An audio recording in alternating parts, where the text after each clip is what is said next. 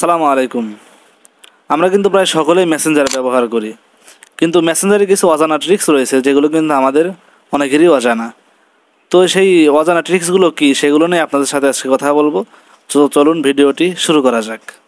মেসেঞ্জারের কিছু interesting tricks জানানোর জন্য আমাদেরকে প্রথমে চলে যেতে হবে মেসেঞ্জারে যাওয়ার পরে আপনার যে কোনো একটা বন্ধুর আইডিতে যাবেন, যার সাথে আপনি কথা বলেন নিয়মিত। তার আইডিতে যাওয়ার পরে ট্রিক্স নাম্বার 1 যেটা আপনাদেরকে দেখাবো, এই ট্রিক্স নাম্বার 1 জানানোর জন্য আমাদেরকে প্রথমে ডান পাশে কর্নার একটা আই বাটন দেখতে পাচ্ছেন, এটার উপরে ক্লিক দিবেন। তারপরে নিচের দিকে যাবেন, যাওয়ার পরে দেখতে পাচ্ছেন রিড রিসিপ্টস নামে একটা অপশন, এটার উপরে একটা ক্লিক দিয়ে দেবেন। এটা যদি এখানে দেখতে পাচ্ছেন চালু আছে, এটাকে যদি আপনি বন্ধ করে দেন, তাহলে মনে করেন যে আপনার বন্ধু আপনাকে এসএমএস দিল, আপনি সেটা দেখলেন, কিন্তু সেখানে দেখা যাবে যে আপনি দেখেননি। আপনি চাইলে কিন্তু এসএমএস দেখেও না দেখার ভান করে থাকতে পারবেন, সে মনে করবে যে আপনি এসএমএস দেখেননি। তো এটা কিন্তু ট্রিক্সটা আমার কাছে খুব ভালো লাগে, যে আপনি তার এসএমএস দেখলেন কিন্তু সেটা সিন হলো না। তো ট্রিক্স নাম্বার 2 যেটা দেখাবো, এখন ট্রিক্স নাম্বার 2টা জানানোর জন্য আমাদেরকে আই বাটনে যেতে হবে।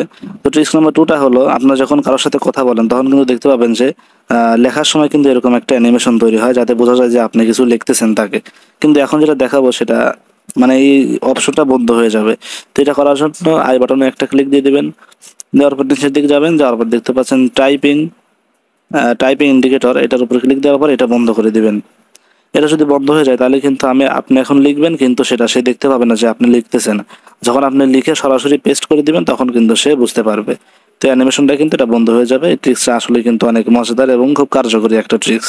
তো ট্রিক্স নাম্বার 3, এখন যে ট্রিক্সটা দেখাবো সেটা হলো, আপনি কাউকে ফটো সেন্ড করলেন, কিন্তু সেই ফটোটা কিন্তু সে স্ক্রিনশট নিতে পারবে না, কিংবা তার ফোনে কিন্তু সেভও করতে পারবে না। এটা করার জন্য আপনি যখন কাউকে ফটো সেন্ড করবেন তখন সেন্ডে ক্লিক না দিয়ে এডিট অপশনে যাবেন।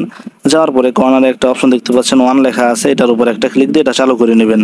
নেওয়ার পরে যে অপশনটা রয়েছে সেন্ড অপশনে যদি ক্লিক দেন, তাহলে কিন্তু আপনি যার কাছে ফটোটা পাঠালেন সে কিন্তু একবারে বেশি দেখতেও পারবে না, এবং সে স্ক্রিনশটও নিতে পারবে না, কিংবা তার গ্যালারিতে কিন্তু এটা ফটোটা সেভও করতে পারবে না।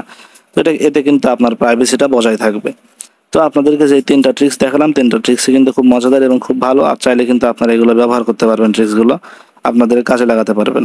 তো আজকের ভিডিওটা এই পর্যন্তই ছিল। যদি ভিডিওটি ভালো লাগে তাহলে অবশ্যই লাইক করবেন এবং চ্যানেলটি সাবস্ক্রাইব করে দিবেন। ধন্যবাদ। আল্লাহ হাফেজ।